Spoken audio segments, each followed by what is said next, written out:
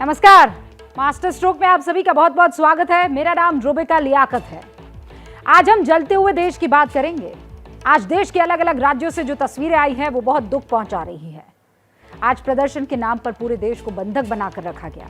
अग्निपथ योजना के विरोध में देश को आग में झोंक दिया गया। सड़कों पर विरोध का तमाशा चल रहा था। रेल की पटरियों पर बेबसी और अराजकता थी। इन पटरियों पर चलने वाली रेल धू धू कर देखिए आप तस्वीरों में जलती हुई दिख रही होगी। इस देश का सिस्टम मजबूर खड़ा होकर तमाशा देख रहा है। जो सेना में भर्ती होकर देश सेवा करना चाहते हैं वो खुद इस देश की संपत्ति को नुकसान पहुंचा रहे थे। जो सेना में भर्ती होकर इस देश के दुश्मनों से लड़ना चाहते हैं वो खुद देश के दुश्मनों की तरह बर्ताव कर रहे हैं। शिकायत अगर सरकार के किसी आदेश से है तो रेल पर गुस्सा निकालने की क्या जरूरत है? क्या ट्रेन को आग के हवाले करके बेरोजगार युवा फौजी बन जाएंगे? और अगर मान लीजिए कल को फौजी बन भी जाते हैं तो क्या ये सवाल उन्हें ताउम्र नहीं कचोटेगा कि इस वर्दी के लिए उन्होंने ट्रेन तक जलाई, लोगों को परेशान किया, राष्ट्र की संपत्ति को नुकसान पहुंचाया? ये सब हंगामा वीर वो हैं जो अग्निवीर नहीं बनना चाहते। यानी इन्हें फौज में भर्ती का नया नियम पसंद नहीं आ रहा। इस नियम पर बहुत सारी बहस है, लाभ की, हानि की। फौज के कई पुराने ऑफिसर्स भी जवानों को सिर्फ 4 साल के लिए भर्ती करने के खिलाफ दिख रहे हैं। ये बात सही है, हम भी लगातार इस बात को उठा रहे हैं। लेकिन क्या इसके लिए पूरे देश में तोड़फोड़ करनी चाहिए? ट्रेन और सरकारी बसें जला देनी चाहिए? लाखों लोगों को परेशान करना चाहिए जैसा कि आज हुआ है? अब उन लोगों के बारे में आप सोचिए ना, जिन्हें आज, कल या परसों यात्रा करनी है। उनकी ट्रेनें कैंसिल हो गई है।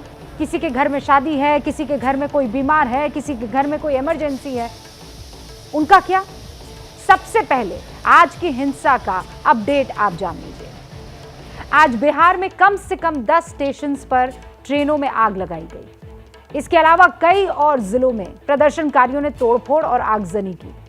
इसके बाद बिहार के 12 जिलों में 19 जून तक इंटरनेट सेवा को बंद कर दिया गया। बिहार के अलावा तेलंगाना के सिकंदराबाद जंक्शन पर ट्रेनें जो खड़ी थी उनमें आग लगा दी गई।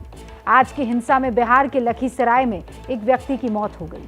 तेलंगाना के सिकंदराबाद में एक व्यक्ति की मौत हो गई। 14 लोग घायल हैं। पश्चिमी रेलवे से बिहार और पूर्वी यूपी जाने वाली सभी ट्रेनें जो हैं वो कैंसिल हो गई हैं। प्रदर्शन की वजह से 94 मेल और 140 पैसेंजर ट्रेन कैंसिल करनी पड़ी है। 140।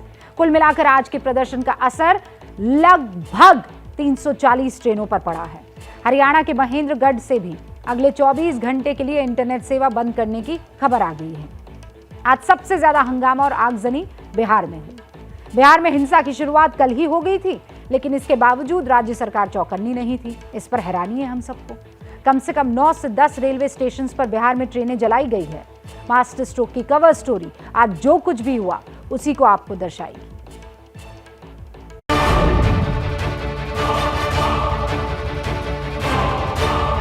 बेरोजगारी के लिए हम नहीं लोग जाते हैं, हम लोग देश सेवा करने के लिए जाते हैं।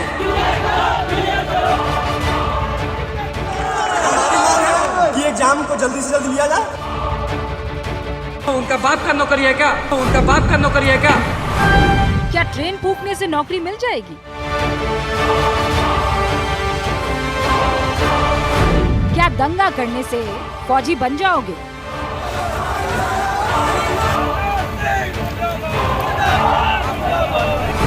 गुस्सा सरकार से है तो नुकसान राष्ट्र का क्यों?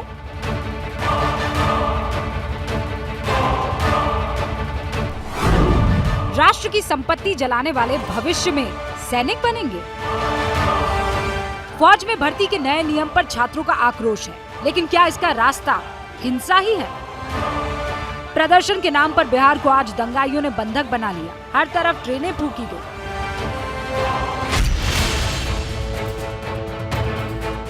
ये बिहार का दानापुर रेलवे स्टेशन है, जहां उपद्रवियों ने पहले खूब हंगामा किया, फिर स्टेशन पर खड़ी ट्रेन में आग लगा दी और फिर स्टेशन भी जला डाला। प्रकाश कुमार की इस रिपोर्ट को देखिए आप। मैं आपको तस्वीर दिखा रहा हूं दानापुर सिकंदराबाद ट्रेन की, जहां पर आप देख रहे हैं कि आग की लपटें जो है अभी भी निकल रही हैं और जो यहाँ कर्मचारी है रेलवे के वो दौड़ करके उस बोगी को अलग करने की कोशिश कर रहे हैं जिसमें आग लगी हुई है। देखिए इतना यहाँ पर गर्मी है कि आप यहाँ थोड़ी देर के लिए खड़े नहीं रह सकते हैं, क्योंकि एक तो आग अभी भी निकल रही है, लपटें निकल रही हैं, धुआं भी निकल रहा है, और दूसरा कि ये लोहे के होने की वजह से जो यहाँ से आग की तपिश जो है वो आपको बिल्कुल जो है वो एक तरह से परेशान कर सकता है आपको। दंगाइयों ने सिर्फ ट्रेन ही नहीं जलाई, बल्कि स्टेशन को भी आग के हवाले कर दिया। हर सामान जला दिया। इंजन में आग, बोगी में आग, स्टेशन पर आग, तोड़ फोड़, बाहर गाड़ी में आग, चारों तरफ सिर्फ आग ही आग, और पूरे आसमान में धुआं उठ रहा है। और अब आप देखिए कि पुलिस अब पहुंची है। जाहिर है कि इसको लेकर के सवाल तो उठेंगे ही कि इतनी देर तक आखिर पुलिस कहाँ थी। तो नहीं पुलिस पहुंची, बहुत देर तक कब्जे में था।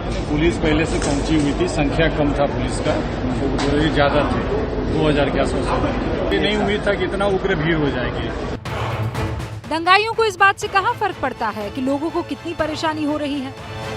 जरा देखिए, दूर दराज से जो लोग यहाँ आए हुए थे उन सब की किस तरह की स्थिति है। 6 बजे आए थे, हावड़ा जाना था हमको, कोलकाता जाना था। हाँ हाँ 6 बजे सुबह में आई। हाँ। तो आपको आज इस तरीके की स्थिति होगी ये जानकारी नहीं थी, नहीं होता तो हम आते ही नहीं। 6 बजे से आप यहीं पर हैं, परेशान है। हाँ 7 बजे मेरा ट्रेन था, यहाँ पे बैठे थे, अब आएगा नहीं आया तो फिर हम फोर्स जो है वो लोग हटा दिए हम लोग को, हम लोग उधर चले गए। ट्रेन थी 11 बजे, 11:30 बजे से पटना इंदौर ट्रेन थी, वो भी कैंसिल हो गई। प्रदर्शन करना था तो आराम शांति से बैठ के करना चाहिए था ना। सरकार सोचती इस बारे में। फिर हमें ऐसा थोड़ी है कि आप डायरेक्ट जाकर स्टेशनों पे आग लगा रहे हो। दानापुर से पहले सुबह 10 बजे भी पटना जिले के ही फतुहा स्टेशन पर दंगाइयों ने एक ट्रेन जलाई थी। ये एक पैसेंजर ट्रेन थी जिसमें उपद्रवियों ने आग लगा दी।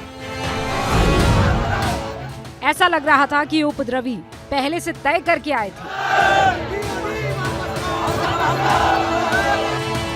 यारा का कुल्हड़िया स्टेशन है। उपद्रवी पूरे मूड में है, इसीलिए मुंह पर कपड़ा बांध कर आए हैं। पहले तो बाहर प्रदर्शन किया, फिर मीडिया के कैमरों के सामने खुलेआम धमकी भी दी। सुनिए। कल झूठों का लेकर हम लोग का एग्जाम नहीं हुआ और लास्ट में टीओटी लगा दिया गया, और टीओटी हम लोग टीओटी के थ्रू नहीं दोगे थे। और ये हम लोग की यही मांग है कि एग्जाम कैंसिल हो गया है, एग्जाम पुनः फिर से लिया जाए। क्यों, उनका बाप का नौकरी है क्या? बाप उनका दोगा है? हम लोग खुद अपने मेहनत बल पे किए हैं, उनका बाप नौकरी नहीं देता है, हम नौकरी अपने लिए लेते हैं। बेरोजगारी के लिए हम नहीं लोग जाते हैं, हम लोग देश सेवा करने के लिए जाते हैं। हम लोग को तैयारी करने में लगभग 3 साल लगता है, तो हम 3 साल तैयारी करें, उसके बाद सिर्फ 4 साल हम जॉब करें। एनसीसी करने में उसके बाद हम बाहर निकले तो कुछ नहीं है। उसके बाद हम बाहर निकले तो क्या सरकार बोल रही है कि हम आपको IT सेक्टर में देंगे, तो हम क्या करेंगे? गार्ड का जॉब करेंगे? गार्ड की नौकरी के लिए हम दौड़ रहे हैं। अब इस धमकी के अंदाज के बाद अंजाम भी देख लीजिए। ये सभी उपद्रवी स्टेशन के अंदर दाखिल हुए और एक पैसेंजर ट्रेन में आग लगा दी। ट्रेन धू धू कर जल रही है, हर बोगी जल रही है। ये भी आरा जिले का बिहिया स्टेशन है। यहाँ ट्रेन में आग नहीं लगा पाए तो स्टेशन पर ही आग लगा दी। पूरे बिहार से आज ऐसी ही तस्वीरें आ रही हैं। ये गया के पैमार स्टेशन की तस्वीर है। यहाँ भी एक पैसेंजर ट्रेन को उपद्रवियों ने फूंक डाला। धू धू कर ट्रेन जल रही है और कोई कुछ नहीं कर पा रहा।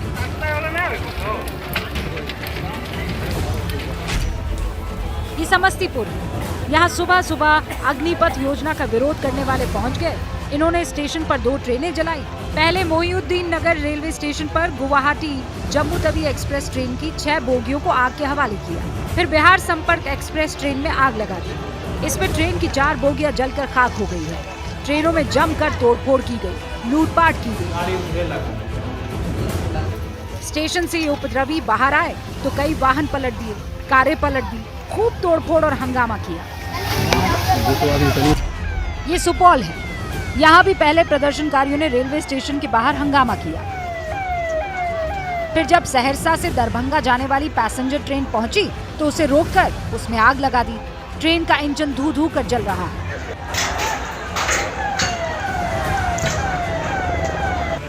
किसी तरह से ट्रेन के ड्राइवर ने भागकर अपनी जान बचाई। पुलिस आई तो पुलिस के ऊपर ही इन युवकों ने पत्थरबाजी शुरू कर दी। लखीसराय में तो सुबह सुबह ही हंगामा शुरू हो गया। यहाँ छात्रों ने विक्रमशिला एक्सप्रेस ट्रेन में पहले खूब तोड़फोड़ की और फिर इसमें आग लगा दी।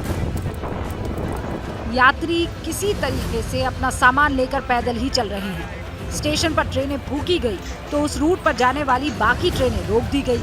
इससे यात्री खूब परेशान हुए। परेशानी ही परेशानी है। देखिए, ये गाड़ी जो है लखीसराय में जाना था, 7:35 में है, यहाँ घंटों रुकी हुई है ऑटो रिजर्व करके, जहाँ की 100 रुपया लगना चाहिए, वहाँ 3000 रुपया मैं दे के आया हूँ। आज देख रहे हैं कि सारे लोग परेशान हैं, पानी पीने की व्यवस्था नहीं है, खाने की व्यवस्था नहीं, बच्चे रो रहे हैं। पता नहीं है, रेलवे को रोक रहा है, जो जहाँ है तोड़ रहा है, फोड़ रहा है। सरकार को इस पे एक्शन लेना चाहिए, कोई निर्णय लेना चाहिए। ये नालंदा की तस्वीर है। इस्लामपुर स्टेशन पर इन छात्रों ने इस्लामपुर हटिया एक्सप्रेस ट्रेन की 4 बोगियों में आग लगा दी। आग लगाने से पहले एसी बोगी में खूब तोड़फोड़ की और दंगाइयों ने लूटपाट भी की। पुलिस बहुत कम पड़ गई इनके सामने। कुछ एक उपद्रवियों को पुलिस दौड़ा भी रही थी।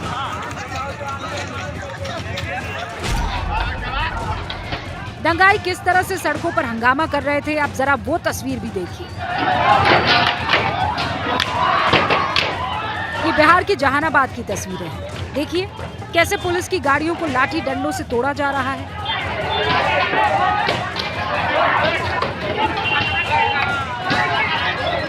जो भी रास्ते में मिल रहा है उसमें तोड़फोड़ कर रहे हैं और पुलिस बेबस है।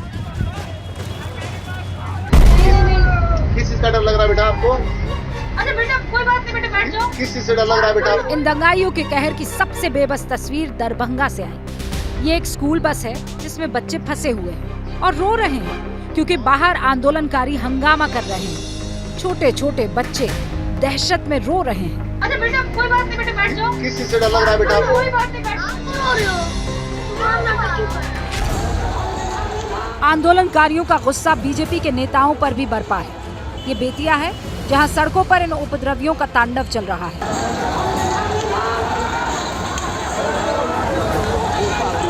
पहले रेलवे स्टेशन में तोड़फोड़ की, फिर पेट्रोल पंप को भी नहीं बख्शा और फिर गुस्सा फूटा बीजेपी के सांसद संजय जायसवाल और बिहार की डिप्टी सीएम रेणु देवी के घर पर। यहां दंगाइयों ने खूब तोड़फोड़ की।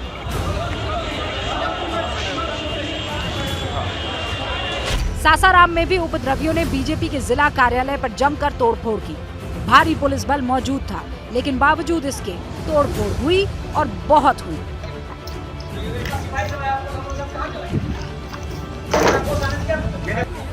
इसके बाद इन दंगाइयों ने एक टोल प्लाजा को आग के हवाले कर दिया। रेल मंत्री गुजारिश कर रहे हैं कि रेलवे की संपत्ति को नुकसान ना पहुंचाए, लेकिन छात्र मान कहां रहे हैं। निवेदन है सभी से, रेलवे आपकी संपत्ति है, राष्ट्र की संपत्ति है, इसको किसी भी तरीके से कोई नुकसान न हो, ये हम सबकी जिम्मेदारी है। तो मेरा निवेदन है कि किसी भी तरह के वायलेंट प्रोटेस्ट न करें और रेलवे की संपत्ति को बिल्कुल भी नुकसान न करें। ये आपकी संपत्ति, आप ही की सेवा के लिए है। रेलवे मंत्री की इस अपील का मानो कोई असर नहीं हो रहा। ये हिंसक प्रदर्शन रुक ही नहीं रहे हैं।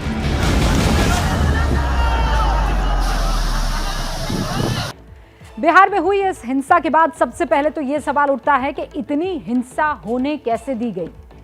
इसे रोकने के लिए पर्याप्त इंतजाम क्यों नहीं थे? हमारी इंटेलिजेंस क्या कर रही थी? क्या इस हिंसा का कोई राजनीतिक कनेक्शन भी है? क्योंकि बीजेपी की तरफ से ऐसे आरोप लगाए जा रहे हैं और इन आरोपों में दम इसलिए लगता है क्योंकि ये हिंसा किसी एक राज्य में नहीं हुई है, बल्कि पूरे देश भर में लगभग हुई है। अभी तक आपने बिहार का कोहराम देखा, अब दूसरे हिस्सों के हालात को जानिए। अब तक रेलवे को 100 करोड़ का नुकसान जो है वो हो चुका है।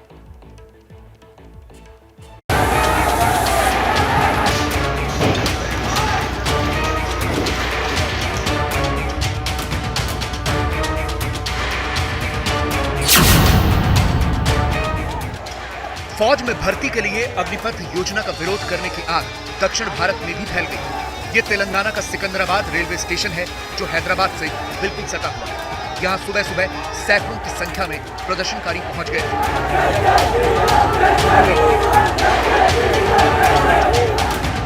प्रदर्शनकारी रेलवे स्टेशन पर बैठकर प्रदर्शन कर रहे थे। ट्रेनों के इंजन के आगे कबाड़ रखा गया था ताकि वो आगे न बढ़ सके। पहले तो रेलवे प्रशासन और पुलिस इन प्रदर्शनकारियों से बातचीत करती रही, लेकिन वो नहीं माना। इसके बाद अचानक से प्रदर्शन हिंसक हो गया। प्रदर्शनकारियों ने पत्थरबाजी शुरू कर दी।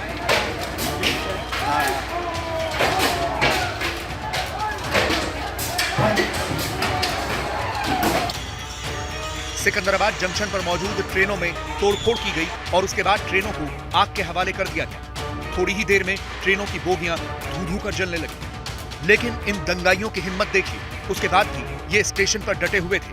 हाथों में तिरंगा लेकर ये प्रदर्शनकारी ट्रेन फूंक रहे थे। जिन ट्रेनों को जला नहीं पाए उनमें खूब तोड़फोड़ की गई। तोड़फोड़ के निशान देखिए, सब कुछ बिखरा पड़ा है। ये जली हुई मछलियां हैं जिन्हें ट्रेन से पार्सल किया जाना था, लेकिन तब तक प्रदर्शनकारियों ने आग लगा दी। प्रदर्शनकारियों ने सिर्फ स्टेशन के अंदर ही तोड़फोड़ नहीं की, बल्कि सड़क पर भी वाहनों को नहीं बख्शा। इसके बाद पुलिस बुलाई गई और पुलिस ने इन प्रदर्शनकारियों को खदेड़ा, लाठीचार्ज किया। लेकिन इस हिंसा की वजह से स्टेशन पर हजारों लोग फंसे रह गए।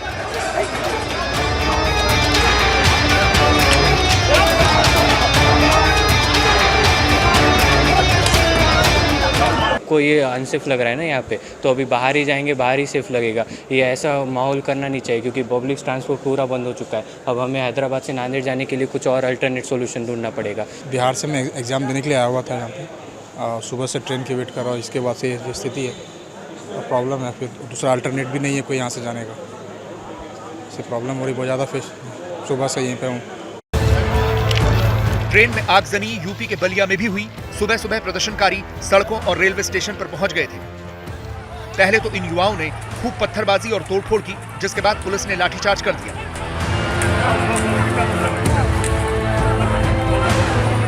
अभी वर्तमान में करीब 100 लोगों की गिरफ्तारी हो गई है और उनको अभी सबको 151 के अंतर्गत जेल भेजा जा रहा है और उसमें इन लोगों को चिन्हित करके सारी सीसीटीवी की फुटेज देख करके चिन्हित करके फिर उसमें और धाराएं ऐड करके और सख्त कार्रवाई करते हैं। इसके बाद भी जब प्रदर्शनकारी नहीं रुके तो पुलिस ने उपद्रवियों पर आंसू गैस के गोले छोड़े।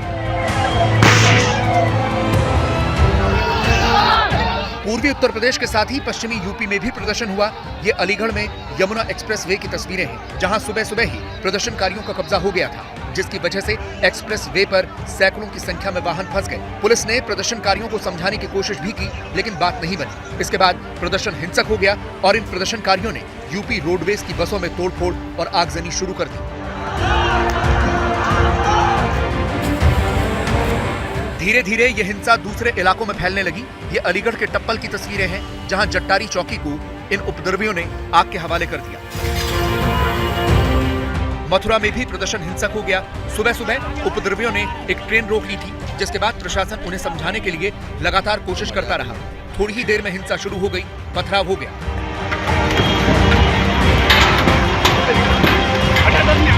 पुलिस रोक भी रही थी, लेकिन पथराव लगातार हो रहा था। इस पथराव में एक बुजुर्ग दंपत्ति भी फंस गए थे।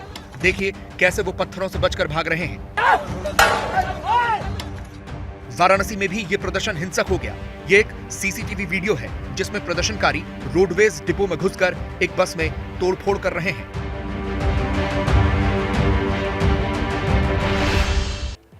इस आक्रोश को आप कैसे जायज ठहरा सकते हैं? किसी भी तरह से, किसी भी कीमत पर जायज नहीं ठहरा सकते। प्रदर्शनकारी युवा जिस तरह से देश में आगजनी और तोड़फोड़ कर रहे हैं, उससे यह भी सवाल उठता है कि ऐसी हरकत करने वाले आखिर कैसे सेना का हिस्सा बन सकते हैं। इन तस्वीरों को देखिए, एक तरफ देश की संपत्ति जल रही है, दूसरी तस्वीर में प्रदर्शनकारियों की हिंसा के शिकार वो आम नागरिक हैं, जिनकी रक्षा और सुरक्षा की कसम एक सैनिक को खानी होती है। लेकिन यहाँ तो तस्वीर ही उल्टी है, वही डरा रहे हैं नागरिकों को। चल गेलिए नहीं है, यहाँ नहीं है। हम बुआ के जल्दी फोन कर दू बाबू, जल्दी फोन कर दू बाबू, हम बुआ के फोन कर दू बाबू।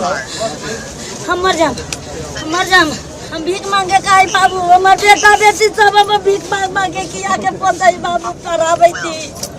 हमार बाबू के छोड़ दा बाबू। ये तर बेटा ना है, जा लोकल थाना में। ये महिला इसलिए परेशान है क्योंकि बिहार के दानापुर रेलवे स्टेशन पर जो हिंसा हुई उसके बाद इसका बेटा लापता हो गया। आम नागरिकों की चीख पुकार की ऐसी बहुत सी तस्वीरें हैं जो आज सामने आई हैं। अग्निपथ के आक्रोश में एक तरफ देश जल रहा है, दूसरी तरफ उन युवाओं के भी अपने सवाल हैं। मैं फिर कह रही हूं, हम ये मानते हैं कि आपके सवाल, आपका विरोध जायज है, लेकिन तरीका नाजायज है। पहले युवाओं के सवाल की संपूर्ण पड़ताल आप देखिए हमारी इस रिपोर्ट में और उसके बाद आगे की बात। हम लोग सिर्फ 4 साल के लिए आर्मी में क्यों जाए? हम लोग को तैयारी करने में लगभग 3 साल लगता है और हम लोग का वैकेंसी कैंसिल कर दिया गया है। बोलिए हम लोग क्या करें? ये जो रूल है जो 4 साल के लिए किया गया है, एक्चुअली ये रॉन्ग है। पुरानी प्रक्रिया थी, उसी अनुसार हमारी भर्ती हो। एज भी बढ़ाया जाए, 21 से जो 21 वर्ष किया गया है उसको 23 वर्ष किया जाए, टीओडी वापस ही करना है।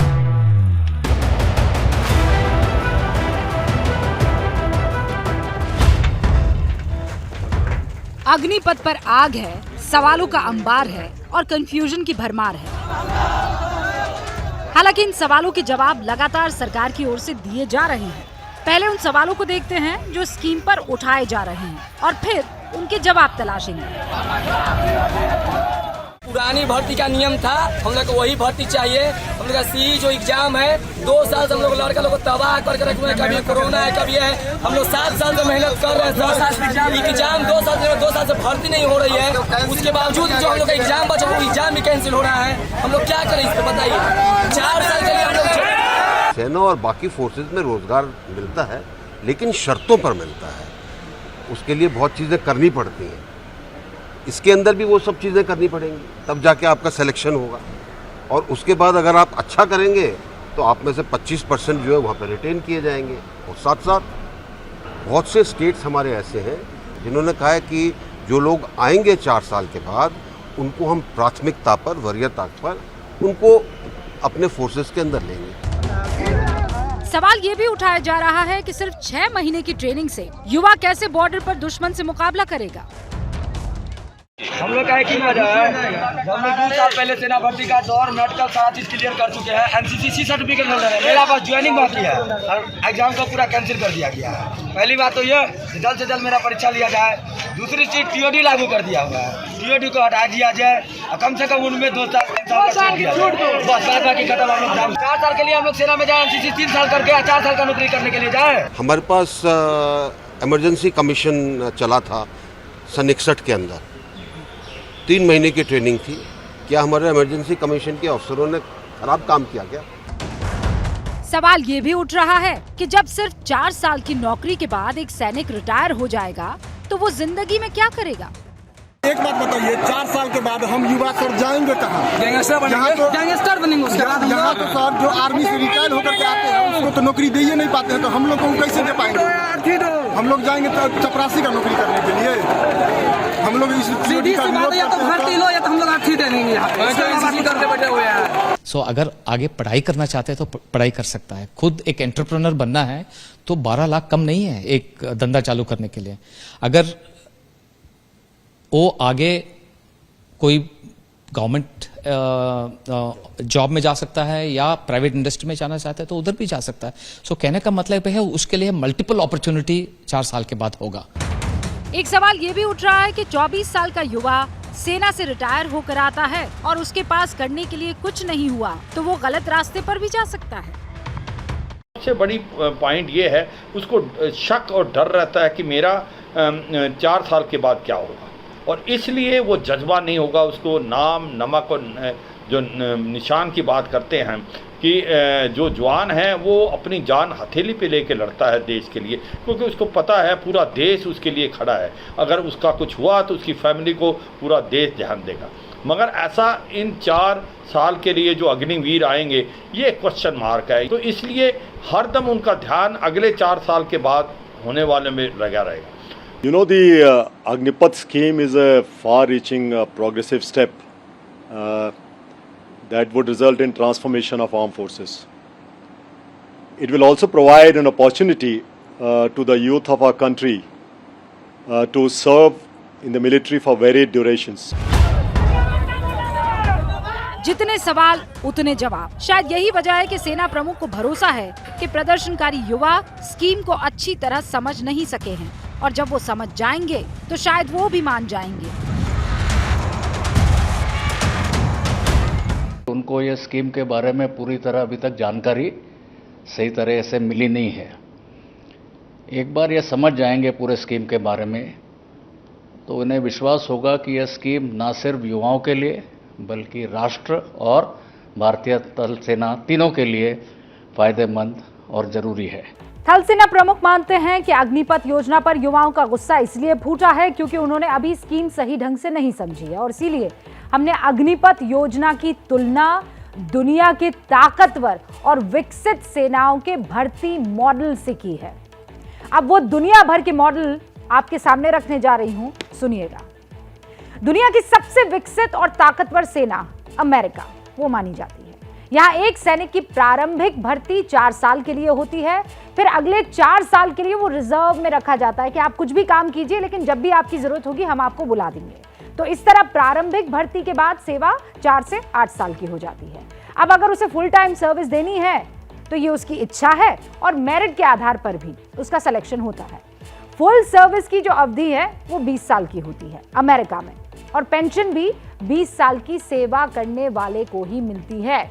जो सैनिक 4 से 8 साल की प्रारंभिक सेवा में रिटायर हो जाता है उसे केस टू केस बेसिस पर सुविधाएं मिलती है, दी जाती है। अब आइए चीन की सेना पर, उसके मॉडल पर। 2021 तक सेना में अनिवार्य सेवा हुआ करती थी चीन में, अब उसे खत्म कर दिया गया है। नए नियमों में एक सैनिक की शुरुआती भर्ती 8 साल के लिए की गई है। अब अगर सैनिक को फुल सर्विस देनी है तो पहले 8 साल में उसके प्रदर्शन और दूसरे इम्तिहान उसे पास करने होंगे। अगर 8 साल की सेवा से वो रिटायर हो गया तो सैनिक को फिर बैंक से कम ब्याज पर लोन दिया जाता है, टैक्स में भी कुछ रियायत उसे मिलती है लेकिन पेंशन नहीं मिलती है। यूरोपियन देश में फ्रांस की बात कर लीजिए, वहां सेना में पहली भर्ती सिर्फ कॉन्ट्रैक्ट पर ही होती है और कॉन्ट्रैक्ट महज 1 साल का होता है। 5 साल तक इसको बढ़ाया जा सकता है, प्रदर्शन के आधार पर यह बढ़ेगा। सैनिकों की ट्रेनिंग सिर्फ 3 महीने की होती है। सेना में फुल टाइम सर्विस के लिए सैनिक का पहले 5 साल का प्रदर्शन देखा जाता है और मेरिट के आधार पर उसका चुनाव होता है। फुल सर्विस की जो अवधि है फ्रांस में वो 19 साल है, अमेरिका में 20 थी, फ्रांस में 19 साल है और पेंशन 19 साल की सेवा के बाद ही मिलती है। ये फ्रांस की बात कर रही थी। अब रूस पर आइए। रूस भारत का सबसे पुराना और बड़ा रक्षा पार्टनर है। यहाँ सेना में सेवा देना सभी के लिए अनिवार्य है और कॉन्ट्रैक्ट सिस्टम भी यहाँ पर काम करता है। पहली भर्ती के बाद सैनिक से 1 साल की सेवा ली जाती है, फिर उसे रिजर्व बटालियन का हिस्सा बना देते हैं। अब फुल सर्विस के लिए इसी रिजर्व बटालियन से मेरिट के अनुसार सिलेक्शन होता है। अगर शुरुआती सेवा से रिटायर आप हो जाते हैं तो सैनिक यूनिवर्सिटी में पढ़ाई के लिए आरक्षित सीट पाता है और वो मिलिट्री स्कूल में भी पढ़ सकता है अगर वो रिटायर हो जाता है प्रारंभिक में। इन सभी देशों का भर्ती मॉडल काफी हद तक अग्निपथ योजना से मिलता जुलता है और ये इसलिए किया जाता है ताकि सेना आधुनिक रहे, उसमें ज्यादातर युवा हो, यंग ब्लड हो।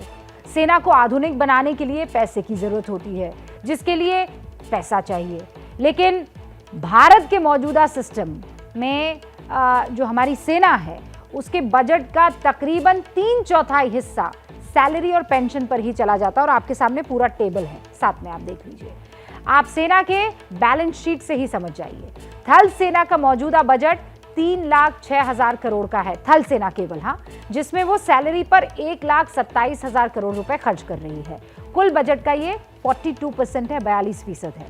पेंशन पर भारतीय थल सेना का खर्च 1,03,000 करोड़ है और ये बजट का 34% है।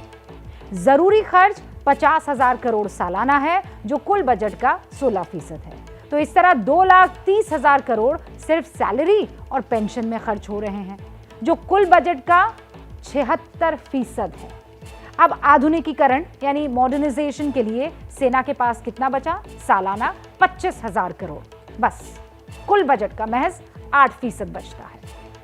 अब शायद आप भी ये समझ गए होंगे कि सेना का आधुनिकीकरण कितना जरूरी है और अग्निपथ योजना इस ओर बढ़ाया गया सबसे बड़ा और महत्वपूर्ण कदम है। अब यहां पर यह बताना बहुत महत्वपूर्ण है कि आज के इस हिंसक प्रदर्शन के बाद नुकसान हमें कितना हुआ है, क्योंकि विरोध कीजिए लेकिन नष्ट मत कीजिए संपत्ति को। नुकसान समझने के लिए पहले आपको रेलवे के कोच की कीमत पता होनी चाहिए, क्योंकि देश भर में जगह जगह इन्हीं को जलाया गया है। आपने भी रेलवे में यात्रा की होगी। एक तो लाल रंग का मॉडर्न कोच होता है, इसको हम LHB कहते हैं, और दूसरा नीले रंग का एक कोच होता है जिसे ICF कहा जाता है। इनकी कीमत अलग अलग होती है, तो पहले आप इनकी कीमत जान लीजिए। तो LHB AC कोच जो है वो लगभग 3 करोड़ रुपए का पड़ता है। एक LHB non AC coach 2 crore 25 lakh रुपए का पड़ता है। एक ICF AC कोच जो है वो 1.5 करोड़ रुपए का होता है। और अगर आप यही ICF नॉन AC कोच लेना चाहें, सरकार लेना चाहे या बनाना चाहे, तो 90 लाख रुपए उसकी कीमत होती है। आज प्रदर्शनकारियों ने इन दोनों कोच को नुकसान पहुंचाया है। आप तस्वीरों में देखते रहिए, बिहार हो, सिकंदराबाद हो, हर जगह इसी तरीके से कोच धू कर जले हैं। और हमारी रिपोर्टिंग के अंदाजे के मुताबिक, क्योंकि जगह जगह हमारे रिपोर्टर्स मौजूद थे, हम उनके मुताबिक आज के इन सारे कोचेस को मिला दे जिनको जलाया गया है। प्रदर्शनकारियों ने रेलवे के कम से कम 45 कोच जलाए हैं। इनमें दोनों तरह के, यानी LHB और ICF दोनों तरह के कोच थे। हम इन कोच की औसत कीमत भी अगर निकाल लें कि अगर एक कोच मिनिमम 1.5 करोड़ रुपए का मान ले, तब भी रेलवे को 45 कोच जलने के हिसाब से 67.5 करोड़ रुपए का नुकसान हुआ है। 67.5 करोड़ रुपए का। इसके अलावा रेलवे के 3 इंजन भी जले हैं, और इंजन की भी मैं कीमत आपको बता दूं। एक इंजन 15 करोड़ रुपए का होता है और 3 इंजन जले हैं। तो इस हिसाब से 45 करोड़ रुपए का नुकसान हुआ, और दोनों को अगर मिला दें हम, यानी 67.5 करोड़ रुपए और 45 करोड़ रुपए, तो निकला उसका जब जोड़ा आपने तो 112 करोड़ 50 लाख रुपए, यानी रेलवे को कम से कम 112 करोड़ रुपए का नुकसान आज ही हो गया हिंसा में। हमें पता है कि ये आंकड़ा और भी ज्यादा हो सकता है, लेकिन हमने औसत के आधार पर ये आंकड़ा आपके लिए निकाला है।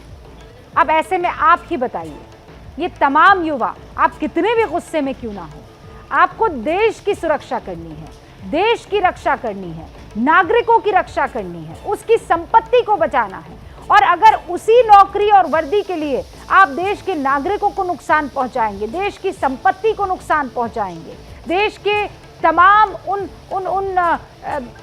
चीज़ों को, रेलवे ट्रैक्स को, लाइंस को अगर नुकसान पहुंचाएंगे, तो आप किस हक से कहेंगे कि नहीं, मैं देश की सेवा करना चाहता हूं? क्योंकि शुरुआत में आपने वो किया है जिसने देश को शर्मसार किया है।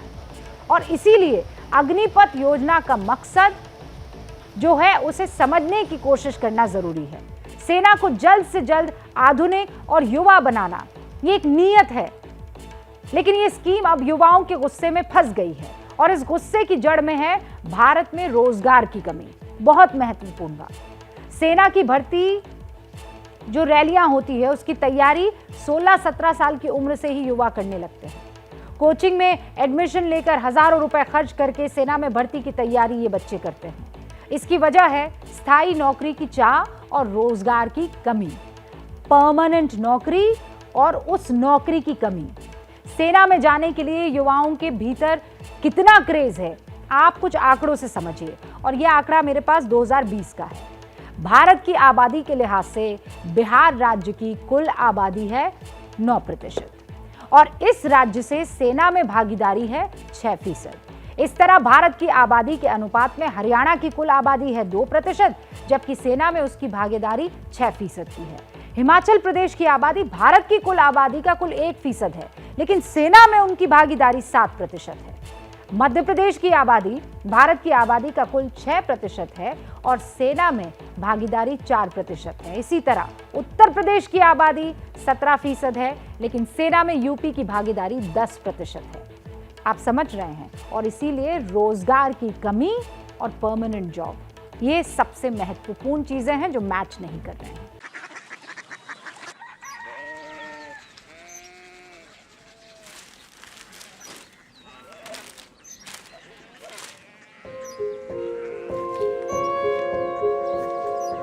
बाबा बाबा कोरिया सिटी जानी ना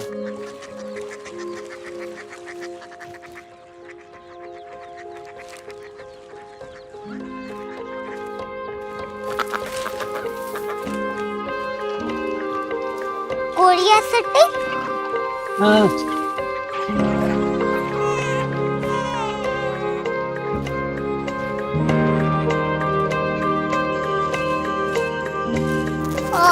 कोरिया सिटी कहाँ पे है? शहर अंग्रेजी लगे हैं।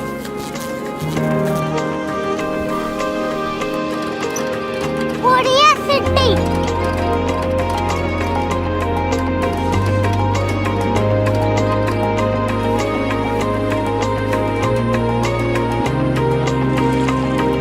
वो बहुत दूर है।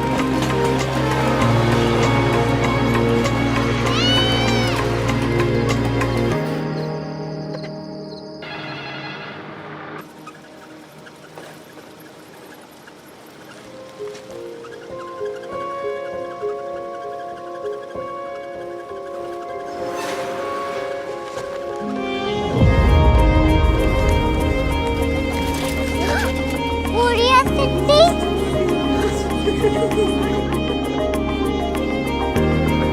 दुनिया कुछ लोग बड़े होते हैं। कोरिया सिटी कहाँ है? प्रोफेसर साहब को पता होगा। हो ये छोटा वाला ग्लोब लगता है और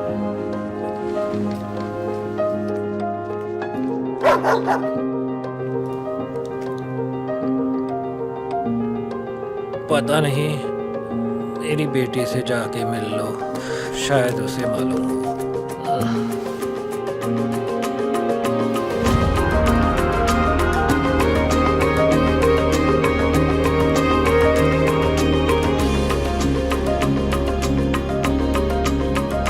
हाय, बाबा ने भेजा है। Come here.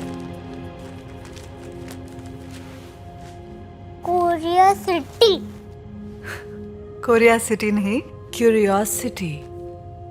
वो क्या? That's what brought you here? जो तुम्हें यहाँ तक ले आया। क्यूरियोसिटी